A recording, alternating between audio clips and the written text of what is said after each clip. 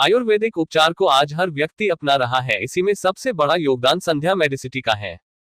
इसी के चलते दिल्ली के शालीमार बाग में स्थित वार्षणेय भवन में संध्या मेडिसिटी द्वारा रामोत्सव आयुर्वेद अमृत समारोह का आयोजन किया गया। ये समारोह संध्या मेडिसिटी के फाउंडर डॉक्टर विकास गुप्ता और को फाउंडर डॉक्टर रजनी गुप्ता के मार्गदर्शन में आयोजित किया गया। आयुर्वेद अमृत समारोह की शुरुआत दीप प्रज्वलित करके की गई। इस कार्यक्रम में डॉक्टर रजनी गुप्ता ने पंचकर्म विधि की जानकारी दी, जिससे अब तक कई मरीजों को राहत मिली है, और साथ ही जानकारी दी और आईवीएफ फेल होने के बाद आयुर्वेद से बांझपन कैसे ठीक करे। फर्स्ट हमारी डाइट, जो हम असंतुलित आहार खाते हैं या फ्रीज्ड फूड खाते हैं, फ्रिज में रखा हुआ खाना खाते हैं, वो हमारी बॉडी को डैमेज करता है। सेकेंडली, जितने भी हम मोबाइल्स या रेडिएशन की चीजों को यूज कर रहे हैं। थर्ड थिंग आती है, हम जितना भी खाना खाते हैं that is rich of chemicals. और गेहूं की भी बात करते हैं तो बहुत सारे पेस्टिसाइड्स को उसमें छिड़काव किया जाता है, तब वो गेहूं हमारे पास पहुंचता है। या फ्रूट्स की बात करते हैं, बहुत कॉमन सी बात है, हर फ्रूट्स में कहीं ना कहीं केमिकल्स रहते हैं।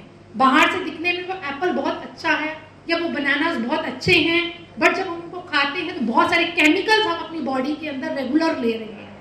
वही केमिकल्स हमारी बॉडी में डिजीज का कारण बनता है।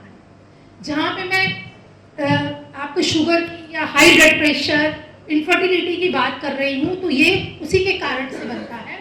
यहाँ पे एक पिक्चर दी गई है, ये हमारे स्टूडेंट्स के लिए है, ताकि आप समझ सके कि गर्भाशय का स्ट्रक्चर क्या होता है और इनफर्टिलिटी कैसे हो सकती है फीमेल को। देखिए, जो सबसे ऊपर का पार्ट रहता है is a fundus of the uterus, and नीचे जो है ये वेजाइनल पार्ट है, सर्विक्स है। ये हमारी ओवरीज, दो ओवरीज रहती है, right and left ovaries. Ovaries के साथ जो है दिस इज द ट्यूब। अब मैक्सिमम फीमेल्स को जो प्रॉब्लम्स आती है इनफर्टिलिटी की, या आप यंग एज में देखते हो पॉलीसिस्टिक ओवरियन डिजीज, ये हर तीसरे घर में ये एक बीमारी बोल सकते हैं। सर, डायबिटीज फैली थी, वैसे पॉलीसिस्टिक ओवरियन डिजीज फैल रही है। पीसीओडी का मेन कारण ही यही है, जो हम अनहेल्थी फूड खाते हैं या सिडेंटरी लाइफ स्टाइल को यूज कर रहे हैं। बच्चे जो हैं लेट उठते हैं, 10-10 बजे तक उठते हैं, 11-12 बजे तक उनका ब्रेकफास्ट हो रहा है, रात को 10-11 बजे तक डिनर हो रहा है, 1-2 बजे सो रहे हैं। तो वो सिडेंटरी लाइफस्टाइल है, जिससे हार्मोन्स की प्रोडक्शन, हमारे ब्रेन के पिट्यूटरी ग्लैंड जो है वो सिक्रीट करता है हार्मोन्स, जो डायरेक्ट एक्ट करता है हमारी ओवरीज के ऊपर, जिससे ऑक्सीटोसिन और प्रोजेस्टेरोन हार्मोन सिक्रीट होता है। जब हमारा ब्रेन ही एक्टिव नहीं होगा और उसमें जो रेगुलर हमारी प्रोडक्शन हार्मोन्स की होनी चाहिए वो नहीं होगी, तो उससे हमें कई तरह की बीमारियां जनरेट होगी। पॉलीसिस्टिक ओवरियंस में यहाँ पे मल्टीपल सिस्ट डेवलप होना शुरू हो जाती है, जो बाद में फीमेल्स को जो मेन सिम्टम्स आते हैं, एक सबसे पहले उनका वेट गेन होने लगता है, ओबेस हो जाती हैं, पीरियड डिस्टर्ब हो जाएंगे, 2-2, 3-3 महीने पीरियड्स ही नहीं आता है। अगर पीरियड्स नहीं आएगा तो ऑटोमेटिकली वो इनफर्टिलिटी को फीमेल सफर करेगी। पीसीओडी होने से वेट गेन होगा, एक्स्ट्रा हेयर सिक्रीशंस जो है वो बॉडी में होना शुरू हो जाता है। देखो, अगर यहाँ पे कुछ दाढ़ी वाड़ी निकलना लग पड़ती है तो पीसीओडी के पेशेंट्स में दिखता है। नेक्स्ट कॉज आता है इनफर्टिलिटी का, that is a tubal cause. Tube क्या है? जब भी एक एग्स हमारे यहाँ सिक्रीट होते हैं, और मैक्सिमम एग्स की सिक्रीशन जो है वो 30th to 40th डे पे होती है। अब आचार्य सुश्रुत ने मेंशन किया है 12वें दिन मैक्सिमम एग जो है वो बनता है और बड़ा एग रप्चर होता है। और नॉर्मली हम मॉडर्न साइंस की तरफ भी देखें, एक ओव्यूलेशन स्टडीज हम पेशेंट की करवाते हैं।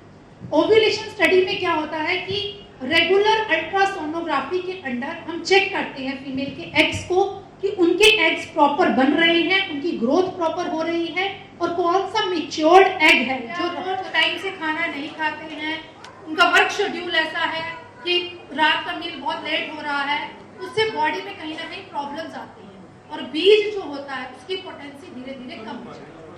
आप चाहे इसका साइंटिफिकली प्रूवन भी देख लीजिए, नेट पे इसकी साइट्स पे कुछ पढ़ा हुआ, कई साइट्स पे पढ़ा हुआ है। जो लोग रेगुलर भोजन का टाइम नहीं है, जिनको रेगुलर स्लीप नहीं है, उनकी स्पर्म की पोटेंसी होती है वो बहुत कम होती है। उसके लिए बीज की शुद्धि की जाती है। बीज की शुद्धि जो होती है दैट इज विरेचन थेरेपी दी जाती है। अगर कोई फीमेल 40 इयर्स की है, 40 साल की उम्र में वो कंसीव करना चाहती है, तो उसके जो बीज की पोटेंसी होगी वो बहुत ही क्षीण होगी।